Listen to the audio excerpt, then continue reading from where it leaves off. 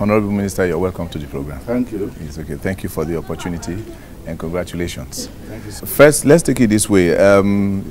You're a lawyer, a well-known lawyer and a politician. Did you at any time feel like a fish out of water when you were announced, Minister of Communication? Well, I believe that is very natural. Internet and communications had never been, Yes. part of my purview. Okay. I've been a lawyer, I've been also a politician all Yes. my life, Yes. and I've been more at home in those Yes. two areas. And when my name was announced as a minister, I never imagined that I'll be posted to communications. I was looking at possibility of being made Attorney General or being, and people suggested also that perhaps transport, perhaps works and all of that. Yes. So when eventually on the day of swearing in, I was announced to take charge of the Ministry of Communications, I said, well, it was coming from the blues. Yeah.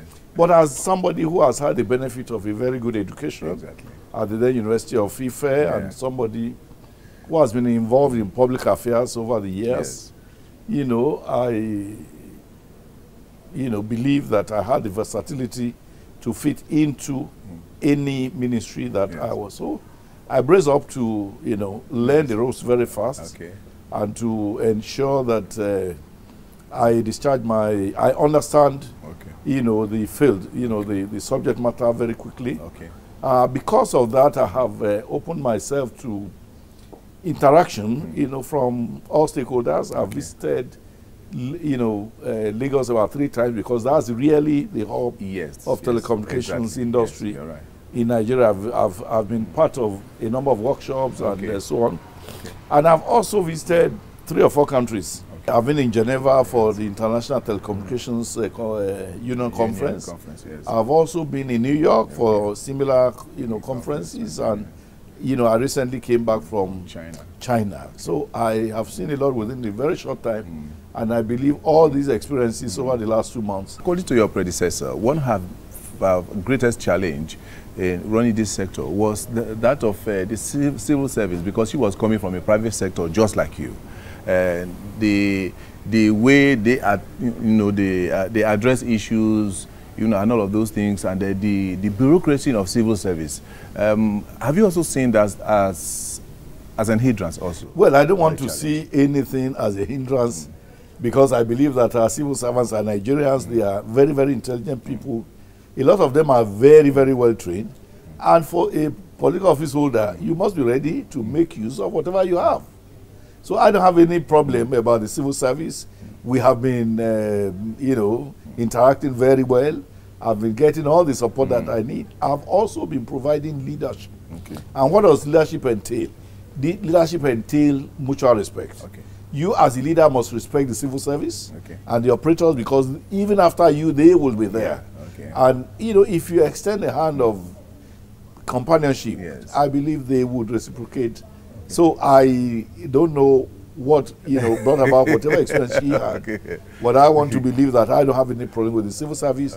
I'm going to work with them. I've been working with them, and I don't have cause to regret working with them. Now that the oil prices is on a dwindling flow, a lot of, even the developed world is looking towards ICT.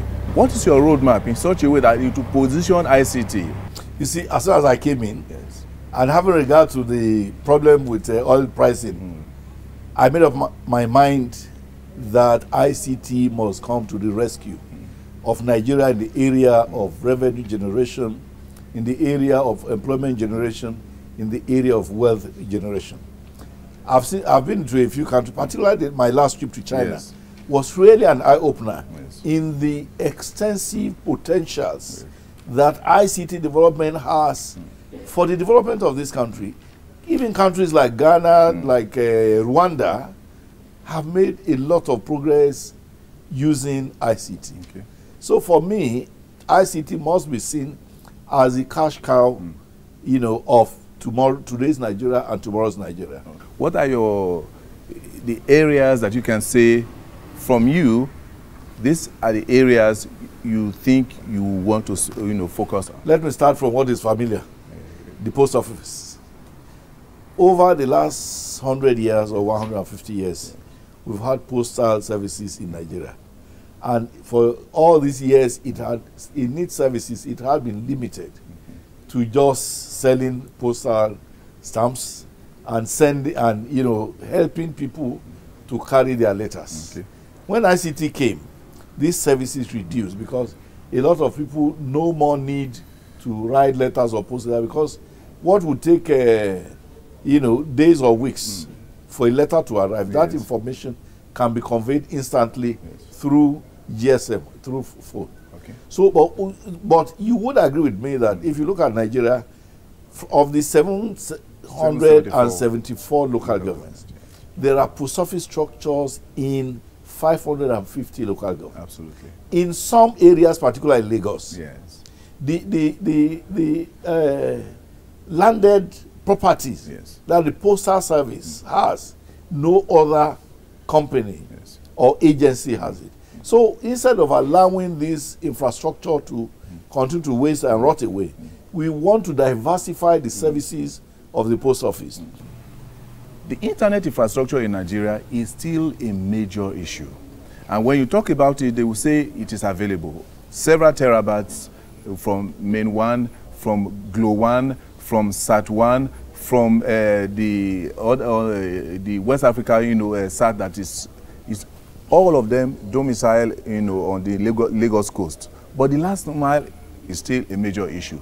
So without the internet, and a robust one at that, some of these things we're talking about may just be, if you're not careful, becoming a jamboree or just talking about them on television and in pages of newspaper. Do you have a drive, that you don't care whose source is got, to ensure that internet becomes a path through which economic activities can move? I am sure, I'm confident that with the moves that we are making, there will be sufficient internet, connectivity all over the country. Okay. You see, a lot of people have been relying on